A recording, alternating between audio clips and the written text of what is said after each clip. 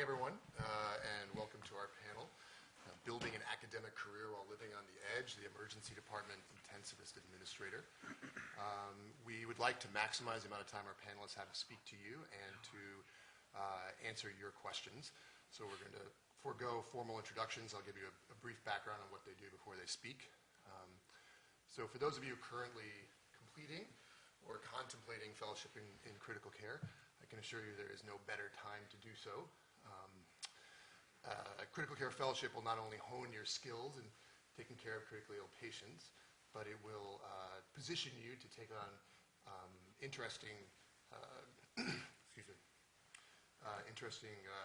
academic, organizational, and administrative opportunities.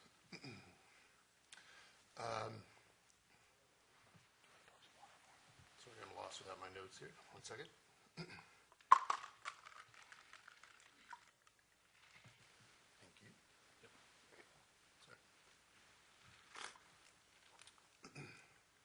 All right, so finding the right balance between those opportunities, especially early in your career, can be a challenge.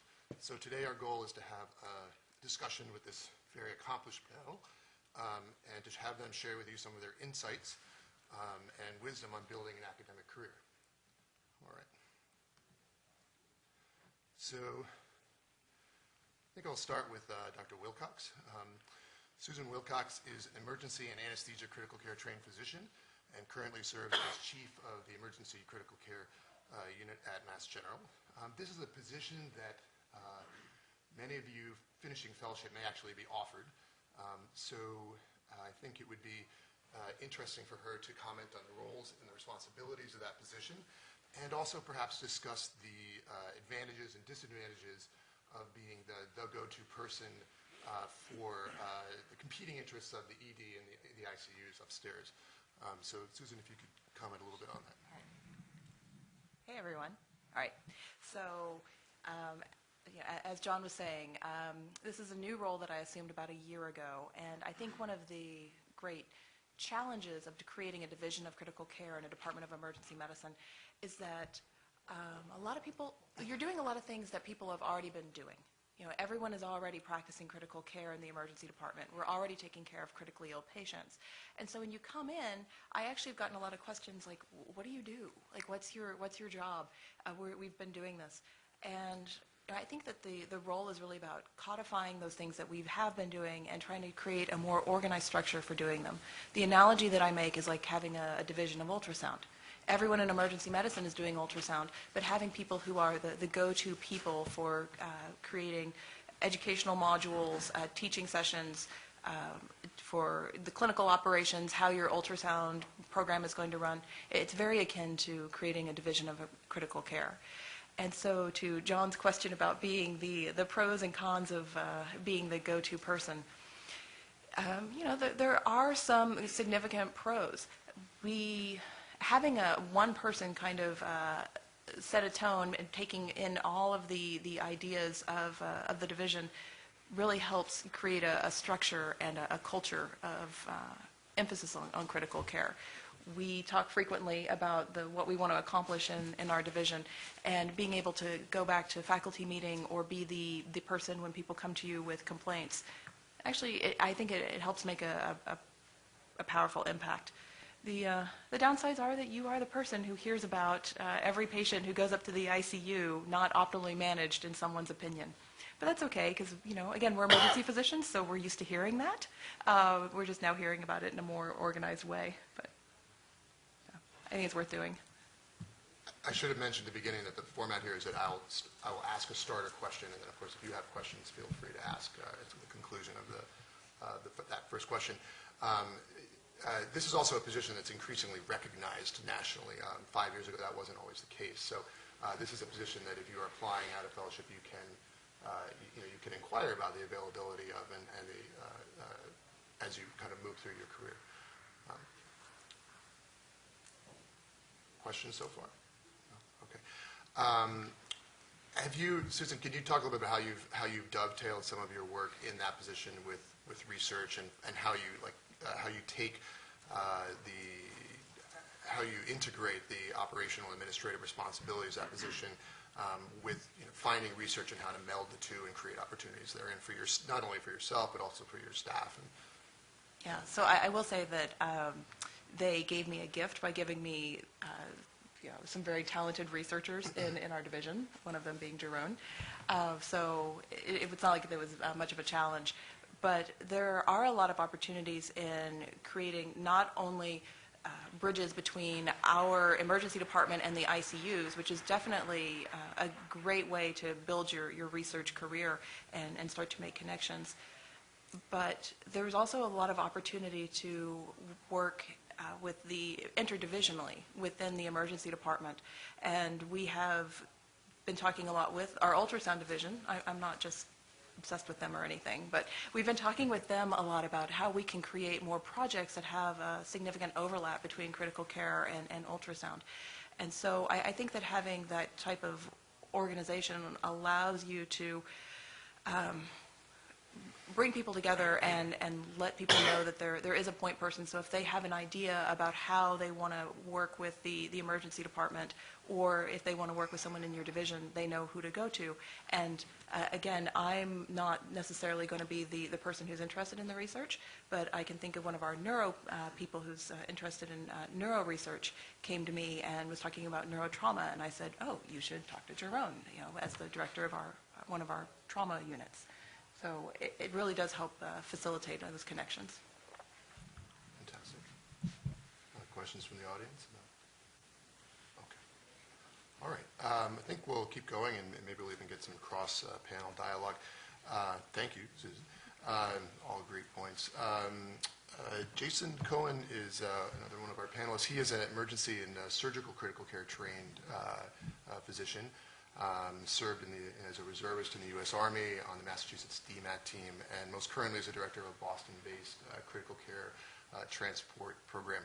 So, Jason, I thought I would single you out as the lone surgical critical care intensivist here and ask you what you think the advantages of that particular path are and compared to anesthesia or to medicine. And then perhaps if you could comment on how you have how your extensive time you spent pre-hospital, in the pre-hospital environment, how you've been able to integrate that into an academic career in a hospital, at your institution.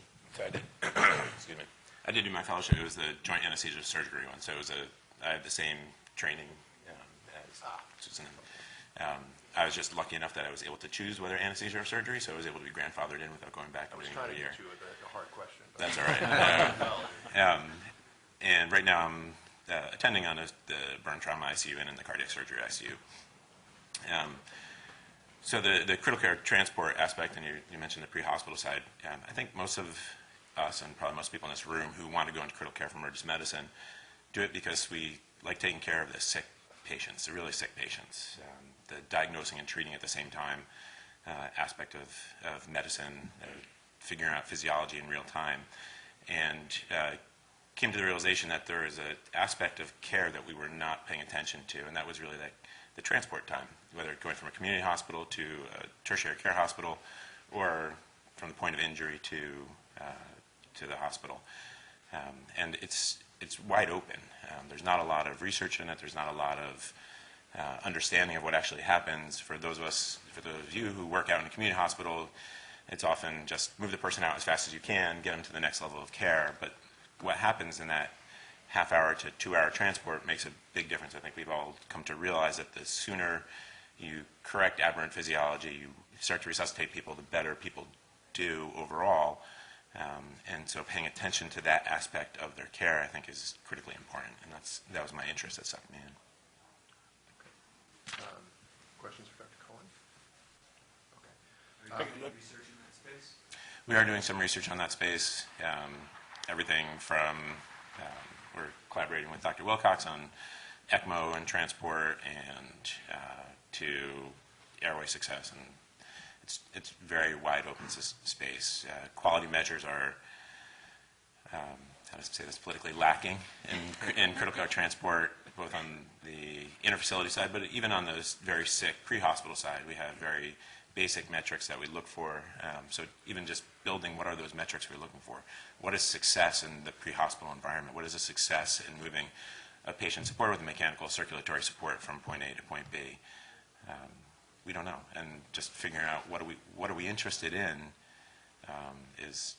makes it wide open. It's almost like the emergency medicine field of 30 years ago or 40 years ago, where it was just kind of wide open, saying you can study anything you want, because nobody has really built the foundations before. And so we're slowly getting there. There's definitely a turn of attention to academic medicine in critical care transport, but it's just at its infancy. And it's pretty exciting. I have a question for you, Jason. Sure. I'm jumping in front of John here. So we have a budding, actually we have an intensivist, EM intensivist in the audience. I'm not going to point, fingers or name names, Torben, who's also is very interested in pre-hospital medicine and is looking at this as a career pathway going forward. What kind of advice, or what do you see in 10 years going along this, career pathway of combining, the three, the one major specialty and then the, two other subspecialties of, critical care and pre-hospital medicine, in the future of how this might look, and actually combine a lot of the similar skills that got us interested in the field to begin with? Sure. When most people think about critical care transport, and when they think about the organization I work for, they think about the helicopters. But the truth is, what the emphasis should be is on the patient that's in front of them. The vast majority of patients now that are in America that are moved by helicopter are inter-facility patients. And when you look at that population of patients, they're critically ill patients. Now, most residencies in emergency medicine, they spend their 6 months in the ICU, and there's some emphasis on the acute resuscitation appropriately of that patient.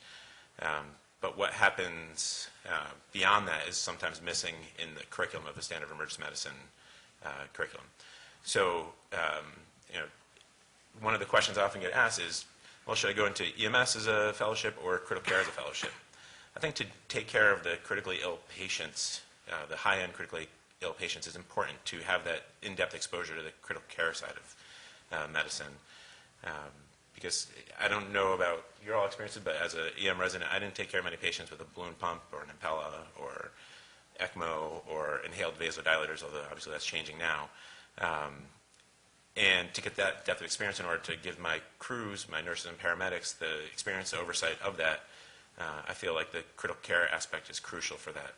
I think that the emergency medicine side is crucial, but I feel like you get the initial resuscitation piece during EM training. Does that mean that people who go into the EMS fellowship should not be doing critical care transport? Absolutely not. I think that experience and knowledge and being rational and having insight into the patient care system can be just as valuable. But in terms of driving your career trajectory, if you want to take care of the very sickest of the sick in the transport environment, in the helicopter environment, and in the ground critical care transport environment, I think the critical care background is really kind of crucial in that. I'm not sure if that was to your question or. And have you had have there been any obstacles when you're spending most of your time in that pre-hospital and et cetera, in terms of continuing to build an academic career at your institution? In other words, has it drawn you away from that in a way that's been a challenge in terms? So I've been in my role at Boston MedFlight for 2 years, and it definitely is a challenge when I spend 60% easily of my time at off-site, not involved in the hospital, in the emergency department, or in the ICU. So balancing that is networking and getting to know the people within your department and the allied departments of all the hospitals that you work with. It is a challenge, though, to stay academically focused when your primary focus is on making sure that good patient care is being done by people who are directly responsible to you.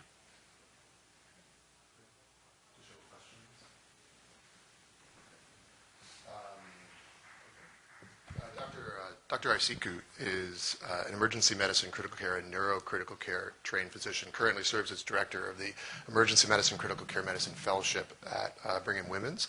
And I was hoping that you could comment on the changing landscape of critical care fellowship training for our residents, and then maybe provide some recommendations for folks out here who might just be applying to fellowship at this time. Certainly.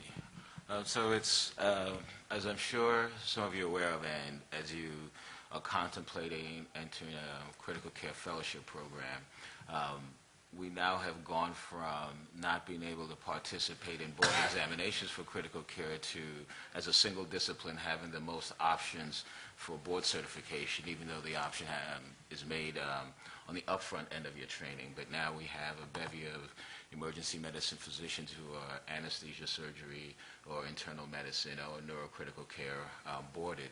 So certainly over the years I've been doing this, which is a while now, have seen sort of really the explosion of a timeline where we didn't have many, and you had a group of EM physicians who went to Europe to sit for the boards, to neurocritical care being able to EM physician going to neurocritical care, and then as of 2012 and 14 now, the major groups. So I think while that's great for the opportunities on the emergency medicine side for our residents looking to be fellows and pursue careers in this area, and now sorts of, with all the options, you now have the equivalent option of which one do I go to. Many programs are mixed programs in the sense that the ACGME allocations may be from anesthesia, maybe from surgery, or maybe from internal medicine.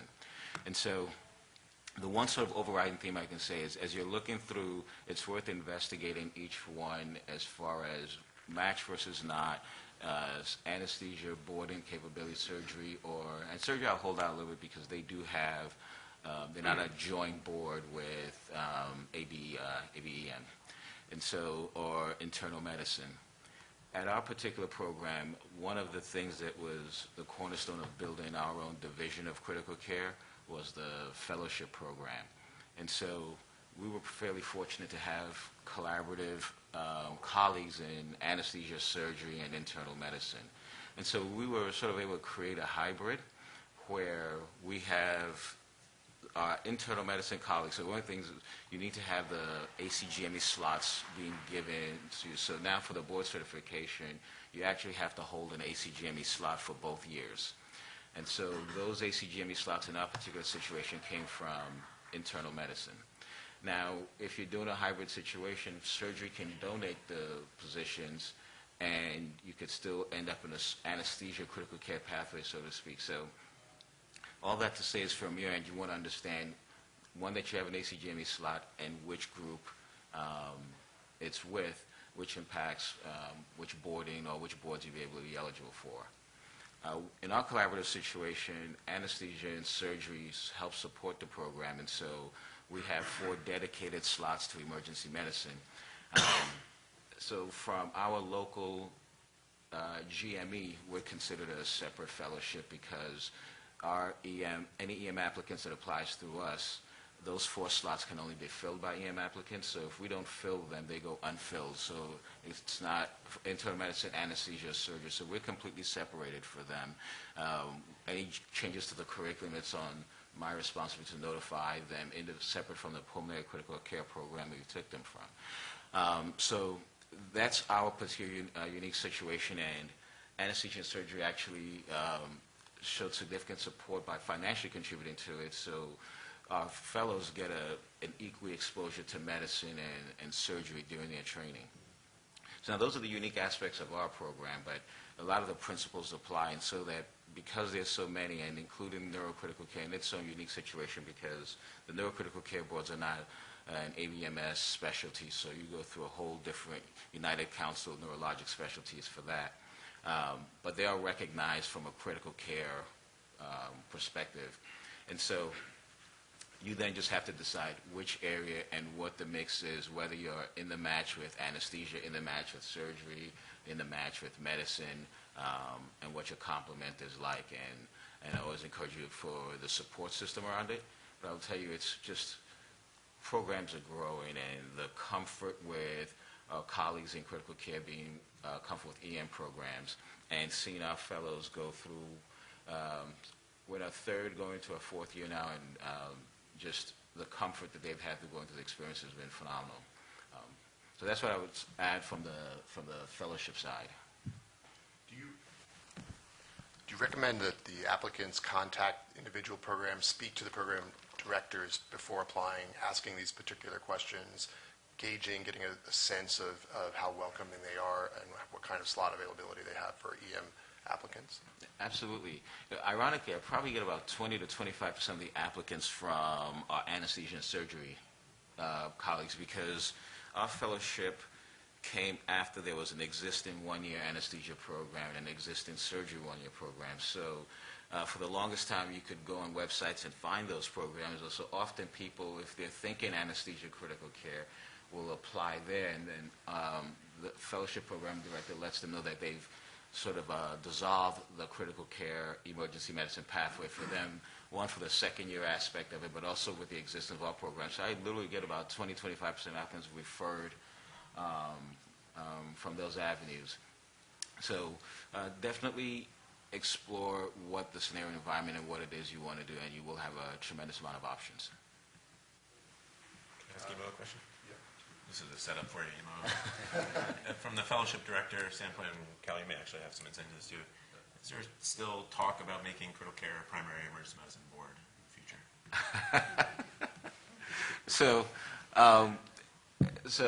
And colleagues have more insight to this. There's always talk, but at least for everything I've been involved in, seeing that likelihood is still a long ways away.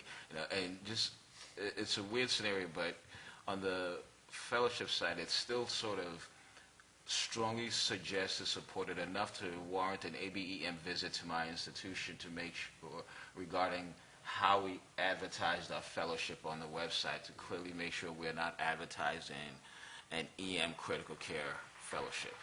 Right, so I think we still have a ways to go, but recognizing that you are an EM resident who's critical care trained under one of the umbrellas, as opposed to you are doing an EM critical care fellowship. So we were asked politely to adjust our website to clearly reflect that.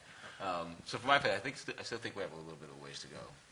So from the Society of Critical Care Medicine, about 15 years or so, we had a task force looking at this exact question about, are we ready to have critical care as a primary specialty?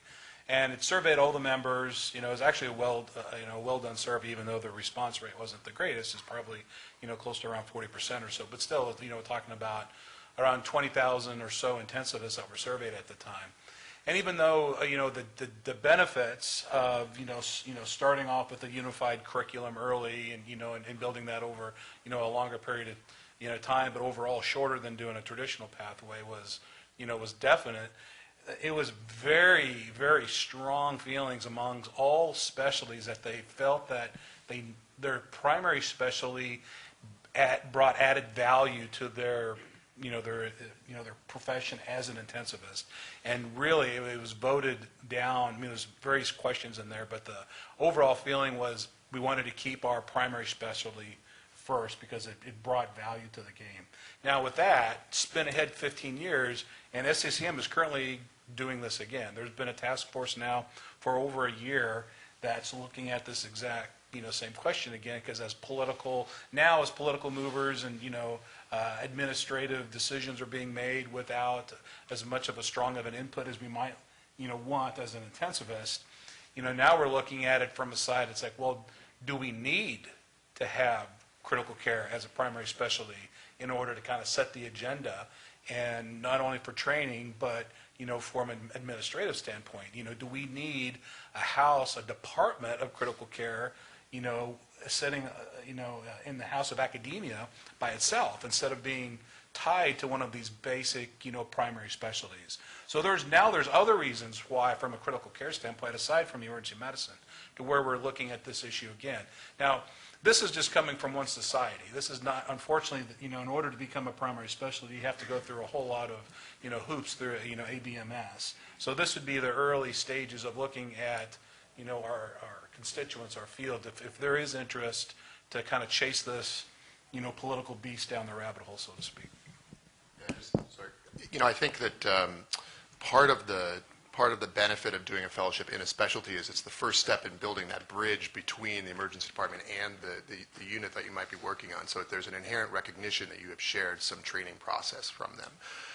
So that I think the reticence to bring to have an EM critical care specific fellowship had some very valid arguments behind it. But it seems like what you're suggesting as the future is an independent, multidisciplinary ICU kind of shared, again, but a shared training experience that would then disperse and take care of all the ICUs in the hospital. Any other comments from the panel about that perspective? And Actually, I had a question for Kyle about that. I know that as EM physicians, we're probably a coalition of the willing for this.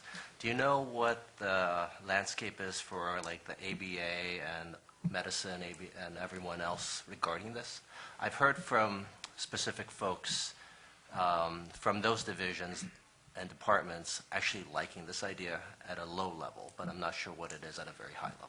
From the primary specialty? Yes, like anesthesia, medicine, and surgery. So I would say, and again, this is just speaking in broad terms, and I've got my exposure is to a very self-selected group. But from the internal medicine side, it's not as well supported as through the other side, and this goes into the way medicine, and I'm half medicine. Or by now, I'm probably a 10th medicine, but. By training, I went through a medicine pathway and EMIM, and just the sequential training, that's in a medicine training, as well as exposure to, continuity of patients downstream. What happens on the inpatient side and what happens, like in a outpatient clinic, is core to the belief of internal medicine itself as a specialty, and and critical care is just a part of that large enterprise. And so, for medicine to look at critical care as a standalone primary specialty in itself is hard, I think, for them in general to swallow. On anesthesia, I can't speak for surgery, but on the anesthesia side, I also see a little bit more of the understanding and the exposure. Again, I think it also involves some of the training that they have too. Now, it's a European approach to this, and so if you talk to and survey people or professionals who identify themselves first as intensivists, and they may be now practicing 100% critical care, and they've given up their primary base, and they're not going to the OR anymore, or they're not doing really any critical, internal medicine or even pulmonary side of it. That's where a lot of the support is, and that crosses all fields. That crosses, the pulmonologist who, by training, is in pulmonary but never practices pulmonary and does, one FTE of 100% ICU time, or the anesthesiologist who does all ICU and no OR. That cohort, it's a small cohort, but that cohort they consider true intensivists. This is my full-time job. I don't work in the ED a few shifts. I don't work in the OR. That constituency, this is where the movement is coming from, and I think as more and more of people do this, we're going to have a louder voice along those lines. But that's where you're hearing this from, is from the, those intensivists who feel like this is my full-time job. And if I could add to that, because I think what I think we've all learned up here is that there's the political side of the landscape, and then there's the fiscal, financial side of the landscape, meaning that the opportunity for EM to do critical care is, in some form or fashion, without board support, has grown. When it comes to the multidisciplinary primary intensivist role, I find the political battles are going to be, as Kyle was referring to, very society-specific and has other nuances to it. However, on the fiscal side, where I think if you consider the hospital side, the hospital's desire, there is a bit more of a movement to create, whether they're virtual departments of critical care, because from a care perspective, cost perspective, they are moving more towards coalescing that, whether it's through nighttime coverage or different faculties from different departments floating through the anesthesia's ICU, CV's ICU, medicine's ICU. Should we create a system where all of them, to create equity in pay scales and things of that sort, that you may find a lot of this occurring at the hospital level. And I feel that sometimes the push or impetus may be a growth in that sorts of put the burden on the philosophy to buck what the hospital is doing, which is a lot of times the 800-pound gorilla. So I think there's also a practical side of things that you sort of alluded to, the practical side of the landscape, which is with the increased volume of critical care, but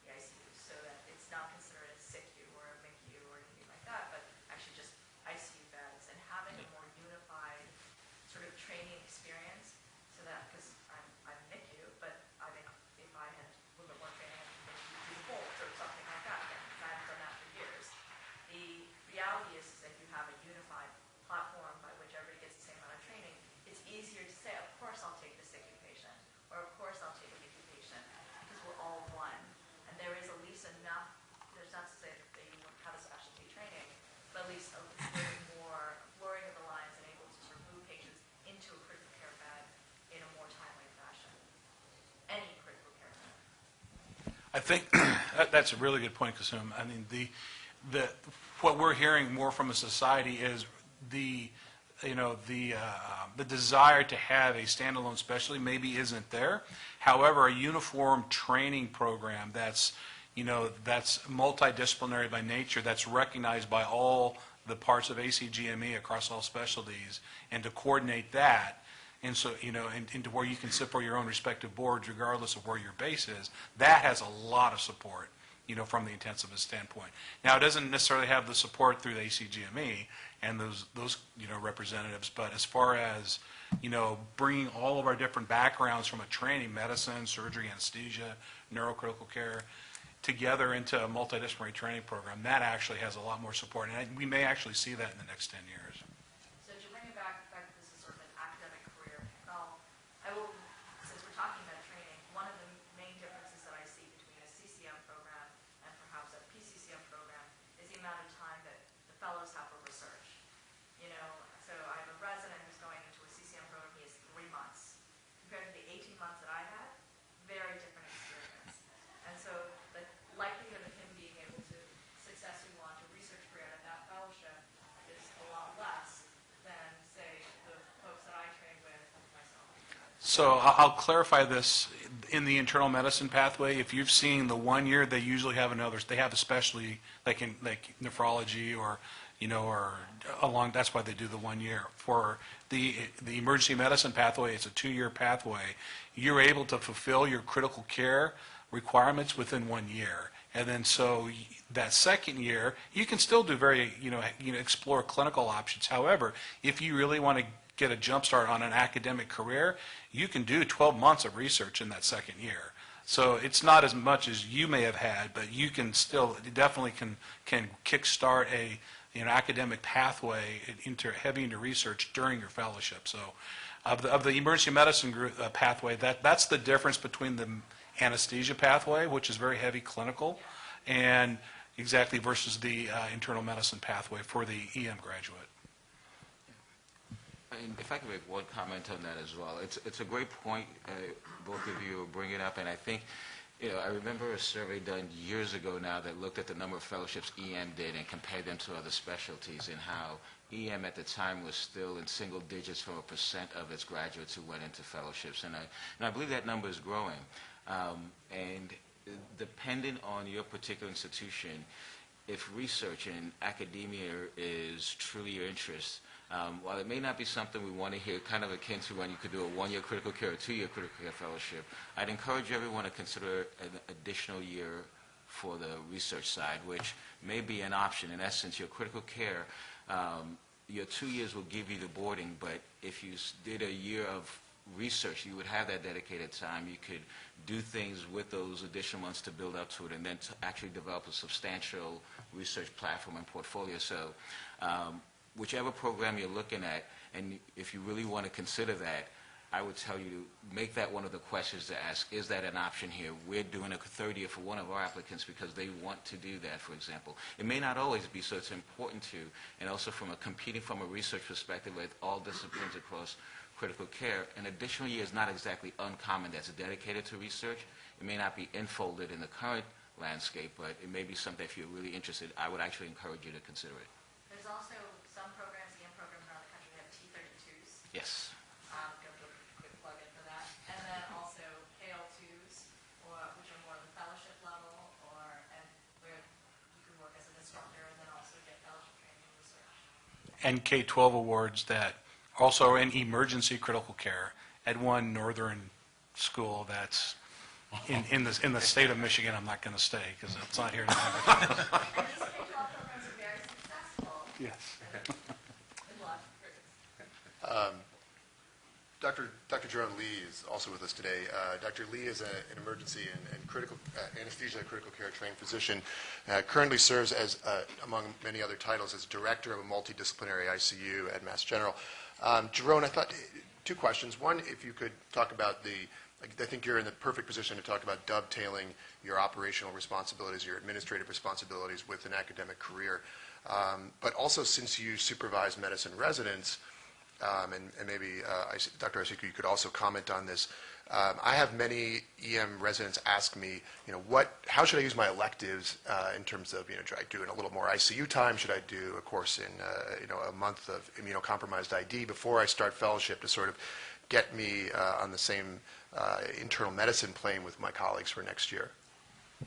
So operationally, as a medical director of a mixed unit, it gets pretty complex just because, in essence, I don't have one boss anymore. I actually probably have somewhere close to 5 bosses, where I have 3 clinical chairs that want different things, plus a senior vice president for the hospital wanting a completely different set of sort of financial measures and metrics. So sort of juggling that, I think, as emergency medicine physicians, it works out pretty well. And it works well, too, because you can sort of build an academic career out of it. One of my great mentors actually told me that in academics, you sort of have 3 paths: education, research, and admin.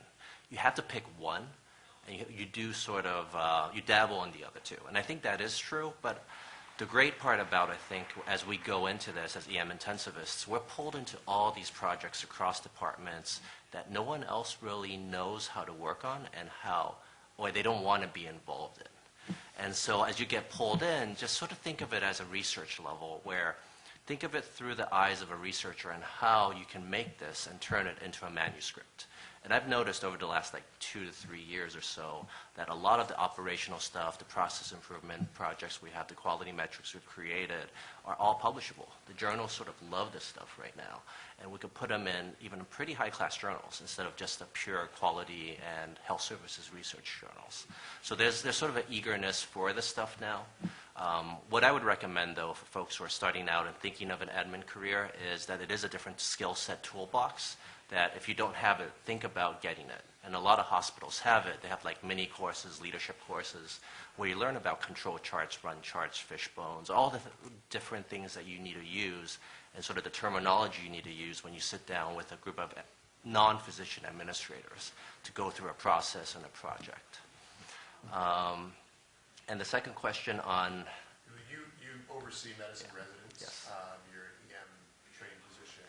Firstly, how does that play? Are there certain things you've done to make that work well? And then in terms of fellows, people applying for fellowship now, are there certain things you'd like to see them use their electives for to get them ready for fellowship?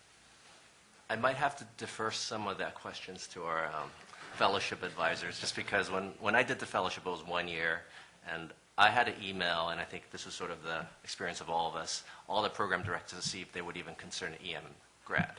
And so it was a completely different landscape of trying to even figure out where I can apply, who would even consider me, right? So I think I emailed 35 programs and got 4 responses that were positive, and the rest were like, what are you talking about? Who are you? Why are you applying to us? Yeah, I think that at least the experience that I've had in ICUs has been that the medicine residents or the anesthesia residents are maybe not quite as used to the intensity of the bedside teaching that we do in the ED, and so that they've actually found that something it was very appealing to them, and that our specialty brought to their ICU. So that's some experience you've shared, or Yeah, and so our unit has emergency medicine, anesthesia medicine, and surgery residents that sort of rotate through. And I think because it's sort of built that way, and we have pulmonologists, anesthesia, and surgical critical care folks that come through the unit, and everyone works together, I think it's gotten to the point where everyone sort of learns from each other.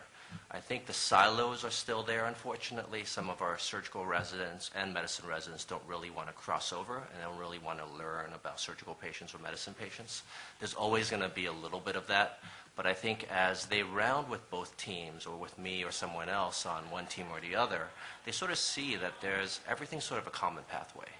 And so working with the residents, I think it's sort of showing them that, we're actually pretty similar across the field from each other, even though we've sort of stayed siloed in our different buckets for a long time.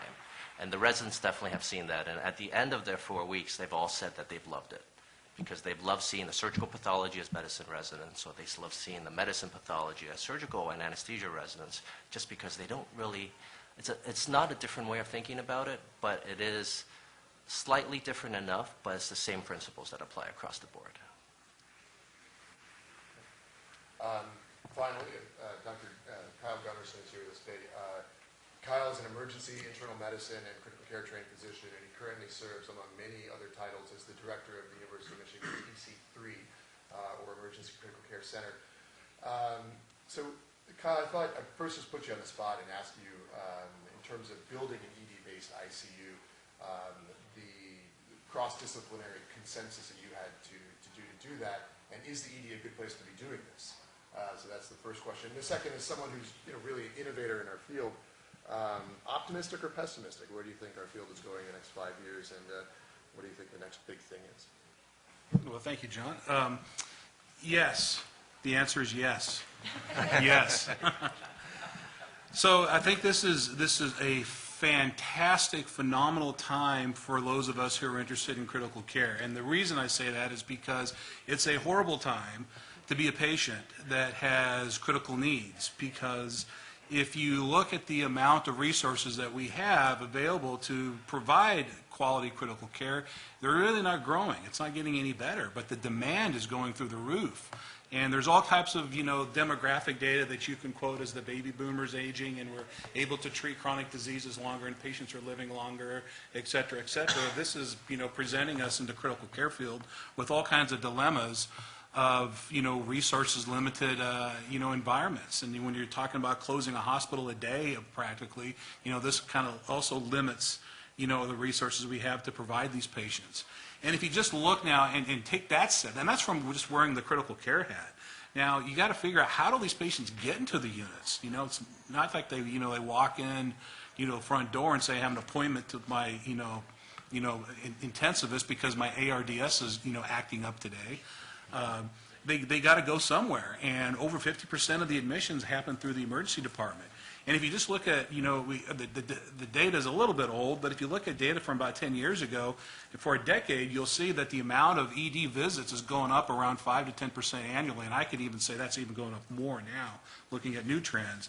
But even though that's going up 5 to 10%, the percentage of critical care time is going up 25% annually. I mean, each year it's increasing 25% of the amount of time these patients are spending in the ED, waiting or requiring critical care services. And we're just not set up to do that the way things, the way EDs are set up. So it's a crisis, and we've been in a crisis in the critical care world for this, for the same time that we've been facing a crisis in general from the emergency department from a crowding issue.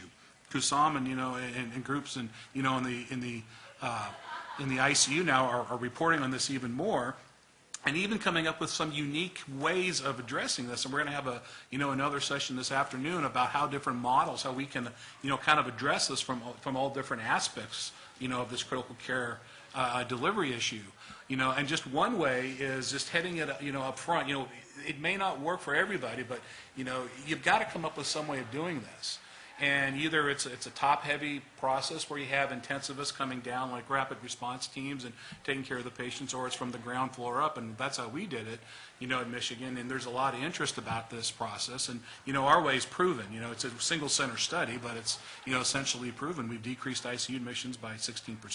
The outcomes have been improved across the board for the patients as far as length of stay.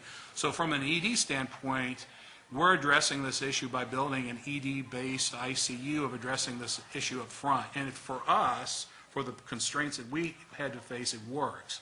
It may not work for everybody, and you got to think really hard about investing that money, depending, in resources, depending on the problems you're facing.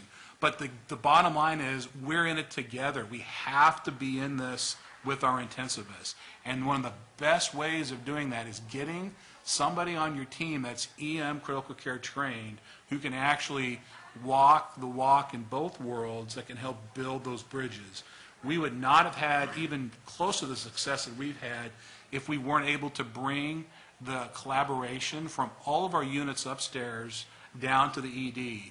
And after doing this now for several years, the communication, the biggest part, I think, of our success is the communication between all the different subspecialties upstairs and the units, now communicating in a constructive fashion manner with us in the ED. Primarily in our ED ICU with our intensivists, but also just in the ED in general. I think we've really improved our lines of communication, and that's what I think a side benefit that isn't necessarily recognized of having, some type of program, not necessarily, bricks and mortar, but some type of program that's organized like this, because we're really in it together. And we have to, quit being our worst enemies by, splitting up our own, house of critical care into all these little pieces. Just kind of, you certainly, Michigan has phenomenal resources for this, and most of us come from hospitals that don't have that. So, and I think this is a question that anyone on the panel can take, but I'll start with you, Kyle. So if you are that ED administrator, intensivist in your hospital, what is the single thing you can do, and your interest is improving the care of critically ill patients, what is the single most important first step for you to do that? So the first step, I think, is you just have to get data. You have to know what you're dealing with. It's like, what is the problem? But like any researcher will tell you, the hardest question or the hardest thing to do is asking the question that's the appropriate question that you want to study. So, we've had several institutions, probably over 20 now, who are interested in our program, and they haven't put any thought into what their institutional problem is. They say, oh, this is cool, we want to, we think it's the wave of the future, and when we sit down and we talk to them more, it's, how long is your boarding time? Like, oh, patients go right up to the ICU. It's like, okay, how long do they stay in the ICU? Is there a crowding issue? No, they go right out when they need. There's no, okay, so why do you want to do this? Oh, it sounds cool and it's a way of the future. That's not how you go about this. You don't really necessarily have a problem that this type of, solution will fix. So the biggest, challenge out there to anybody who wants to do this, especially administration, are going to put resources in. What is your institutional problem as it relates to critically ill patients? So I would support that significantly. I've had the opportunity to discuss with Kyle and also to go down to Maryland and look at their program a little bit, and in thinking about how we wanted to potentially implement something like this. The first question really is what is it that you're trying to impact, or what is your objective here? If you don't have those long boarding times, or you don't have significant ICU overcrowding issues, then it's not necessarily a model that you need to employ. At the same time, even if you have them, you have to understand that reaching out to the right people across your units is extremely important. So let's assume that you're in the scenario where this is something that you want to get across. You're going to need some degree of support from the established intensivist groups out there, whether they're surgery, medicine, who are sort of the key stakeholders in all of those scenarios. And you also have to match that with the administrative side of the fence, because hospital finances, physician finances, resources from turning long wait times to opportunity costs, and trying to figure out really whether this revenue is going to come from hard revenue or through cost of saving soft revenue to support your system. And at the end of the day, when you have an EM colleague that can sit on both sides of the fence and that can communicate the appropriate language to both sides of the fence, it's invaluable. I would just add the third layer of that. You need, whether they're through a colleague or within that person, the ability to speak the C-suite numbers, to know which numbers to ask for, how to interpret them, so that at the end of the day, that CFO or COO who's responsible for budgets in each of those areas overall, and can turn your clinical need and desire to improve patient care flow and decrease boarding times to how do I allocate the space, the resources, the nurse, and the equipment, and so forth, and come up with a ROI number that still makes sense, in understanding whether your hospital is a very hardline ROI type hospital, or whether they're very investment patient care, sort of from a philosophical perspective. And Michigan definitely has resources that you might want to come steal, but anyway. So I would second everything Kyle was saying, just add those in your pursuits and looking at them up front so you understand the landscape before you venture out. Jason, do you have a comment?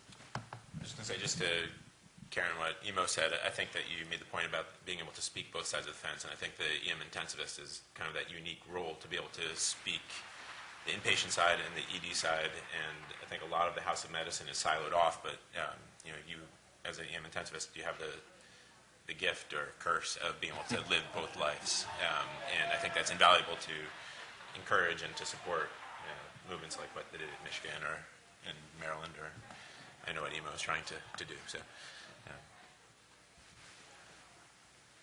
have a question. I mean, obviously you're all academic versus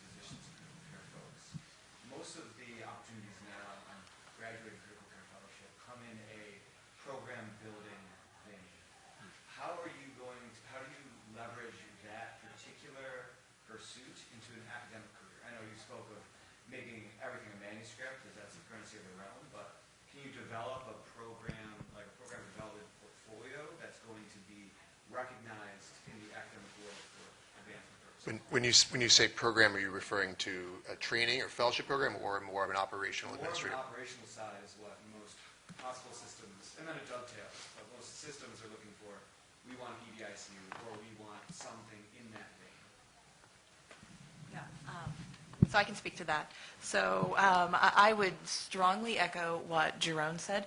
My personal philosophy is that everything you do should count at least 2 or 3 times. And so as you're going through these processes, doing your needs assessment, come up with a manuscript about doing your needs assessment, and so on and so on. As you go through this, and you start to build this portfolio, this repertoire of work, you will gain a reputation for knowing what you're talking about, and you'll have the literature to support it. I think that it's a great way to build an academic career, because people are looking for this right now, and they're going to continue to look for it for the next 10, 20 years in the future.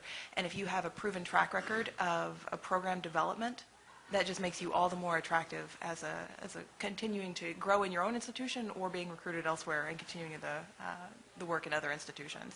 So, Yeah, it's a very good question, but I think also when you're interviewing with those folks, to echo Kyle, you should be asking them what it is that they perceive their needs to be, right? So just turn the question back around and ask them what their needs are, their shortcomings, and how they think you can help them build their program, and that will give you a better sense of how to sculpt that program from the start. Additional questions? Yes, sir, in the back. It's sort of an operational style question. What is all y'all's experience as far as building in like a Pittsburgh model, like a resuscitation team, like a separate service on the ground at the hospital, in consult with combine the neurology, cardiology, type or intensivist type service for acutely sick patients within different ICUs?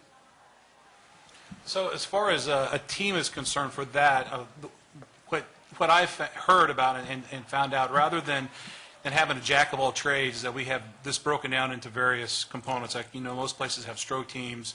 There's cardiogenic shock teams now that are being formed. There's PERT teams for PEs that that kind of cross all parts of emergency medicine, the emergency department, and on the inpatient side. As far as putting together a team that's the best of all, outside of maybe a more official rapid response team, which would be a place like Pittsburgh has specific components, like a stroke team that's separate from their rapid response team. So I think now, even as our therapies for some of these states are becoming a lot more specific, you almost need to have a specialty-based emergency response team, so to speak, within large institutions anyway. So I'll say that what you're describing is a very, is it like an ICU or rapid response model that exists in a lot of institutions where we don't have the space to necessarily have the physical plant in a DC3 or something like that. And that would be one of the things we will talk about at our panel later this afternoon.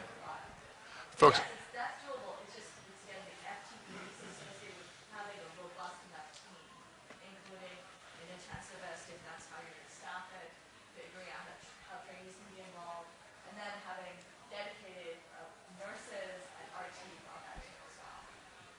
so folks, we are at the end of our time. I'd like to thank you all for coming. Thank our panelists for being here and sharing their knowledge and their wisdom with you, and hope to see you at some of the other critical care interest group events later today.